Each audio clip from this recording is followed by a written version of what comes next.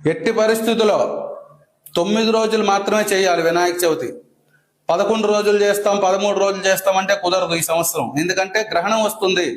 ఎవరో చెప్పారు, మేము పూర్వకాలం నుంచి ఇలాగే చేస్తున్నాం, ఈ పద్ధతిగా చేస్తామంటే కుదరదు. ఈ సంవత్సరం ఖచ్చితంగా 9 రోజులే చేయాలి. 9 రోజుల మించి ఒక్క రోజు కూడా ఉంచుకోవడానికి పనికిరాదు. ఎందుకంటే గ్రహణం వస్తుంది. చాలా మంది మేధావులు తెలిసి తెలియని మినిమిని జ్ఞానంతో ఎలా పడితే అలాగా మళ్ళీ పాత రోజుల్లాగా 21 రోజులు పెడదాం, గణపతి మండపాన్ని ఆ రోజు తాత్కాలికంగా మూసేద్దాం అని చెప్తున్నారు. అలాంటివేవి నమ్మకండి. అలాంటివన్నీ చేస్తే అశాస్త్రీయ పని వల్ల చాలా ఇబ్బందులు పడతారు.